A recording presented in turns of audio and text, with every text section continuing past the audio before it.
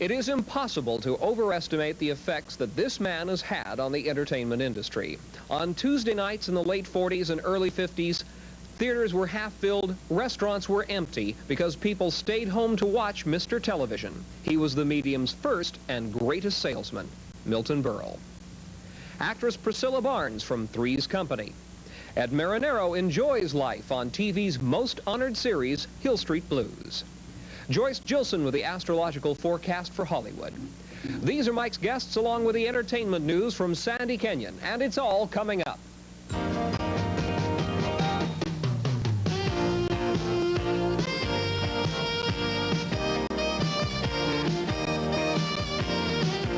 From Hollywood, it's Mike Douglas, People Now.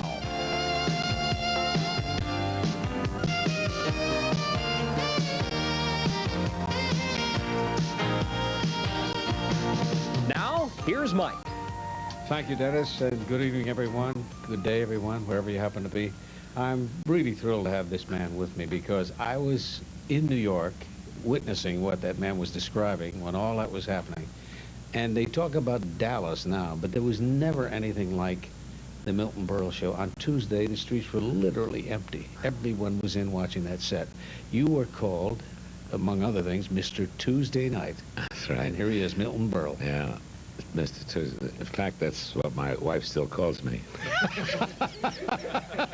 She says, Mr. Tuesday Night. Well, here I am for the 50th time being on with the great Douglas, Kirk Douglas, his son, and remember I said that at the party? Speaking of sons, yes, I remember that. Speaking of sons. Your son. Hey, that's a good statement. Your son. Speaking of sons, pardon me for overlapping. Billy, your son Billy, came on the show. Such a bright little guy, I remember. What's he up to now? He's up to, well, I'm going to do that show. No, Bill, it was Billy then. Yeah. And I remember when you did the show from Philadelphia, and you hid him. You hit him so I couldn't see him. It was a big surprise, and I think I recited that beautiful poem, What is a Boy? Yeah. And they had him standing in the wings, and when I said, such a thrill when you come home, I think he was about 3.5 years old, when you come home, and that little boy rushes up to you, and he says, and then they had him come out on the stage as a surprise, "Hello, Daddy." And I almost fainted. You're welling up now. Your eyes are welling up now. Well, Billy's fine now, and now he's going to be 21. And he goes to California. He goes to Cal State. No, Cal State at Northridge. He's a pilot now. Well, not a full-fledged pilot, but he will be. Yeah. And, you know, you look the same as you did, how many years ago was that? We started 1961, been on 21 years. The same way. Old. No, you'll never live to be as old as you look. I'll tell you that. You're going to dig for all that stuff. Start with the shtick already. Tell me, every time you see me, you hit me with stories. There's got to be a bartender story close by. Yeah, I know the bartender story. There's a lot of bartender stories. Well, I want to hear a special bartender. No, I'll skip that now. So you'll skip that? All right, how about... you want me to tell jokes, too? Am I getting paid? No. Get paid weekly on this show. Very weekly. Very weekly, yes. You know the joke. Are there any new jokes, speaking of that? There are new jokes, yes. There are Have you stolen those? Have I what? No.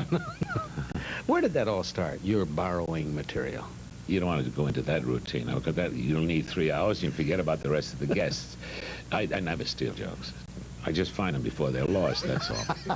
But while we're on the subject of jokes, I heard a new one the other day. It's funny. I heard it. Now it's mine.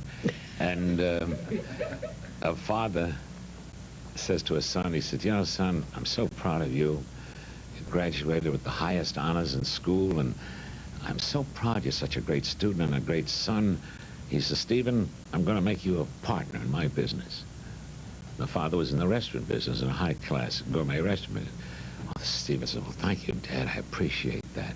And the father says, "Yes, but, you know, in the restaurant business, you've got to start from the bottom. So I suggest that I'm going to make you a dishwasher." He looks at me and says, "Hey, Pop, come on. You want me in that hot kitchen? I'll need a green card, and not only that, you know." So the father says, "Well, all right, then, if you don't like that, well, you might be right." He says, "I'll make you a waiter." voices. Well, gee, Dad, it's going to be embarrassing for me to carry a tray, walking around meeting friends of mine, and they're going to say, give me, you know. And, he said, I appreciate you making me a partner. And the father said, well, there's only one thing else I can make. He said, I'll make you a captain. He said, now that's the worst, Dad, because you picture me at the door with 2 menus under my hand, saying this way to a very good friend of mine, and that'll be embarrassing. The father said, well, what do you want me to do? And the kid says, buy me out. That's today's youth, boy. That's the way they think. Beautiful. How about the women you told me about playing cards in Miami? Tell them about that. 4 Camera's women. this way. I'm not going to look that way. The Okay, let me try that again. Tell them about that. no, well, no. You're back on me. Thank you. There are 4. That's why they call him Mr. Television. He calls his own shots. You want to hear that? Yes, of course. There's 4 women in Miami Beach, and they're sitting on a porch. They're playing cards, staying at a place called Cohn's Spanish Villa. You know, and they're rocking and rocking, and they're holding and playing the cards. The first woman says, "Aye." Second woman says, "Aye, vey." Third woman says, "Aye, gewalt." Fourth woman says, "Listen, are we going to play cards or talk about the children?" I love those jokes. That's wonderful. Oh, I forgot. I got to tell you something. I didn't tell you this as I come in.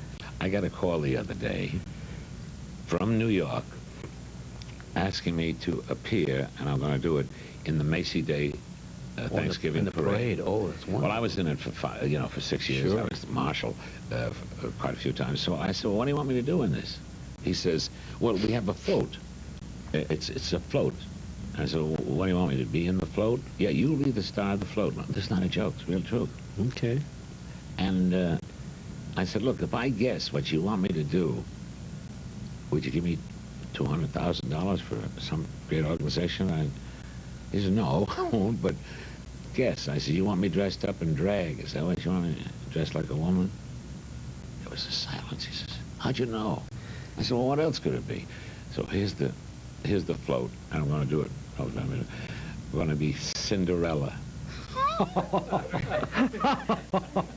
Someday my prince will come. I don't know. They have a good idea. So I'm going to do it. Anyway, I'm going to New York. I'm going to do a picture there, and listen, I'm sorry you turned down the.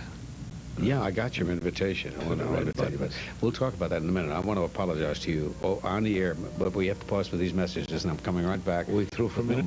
Yeah, just for a second. Oh. Coming right back. Oh.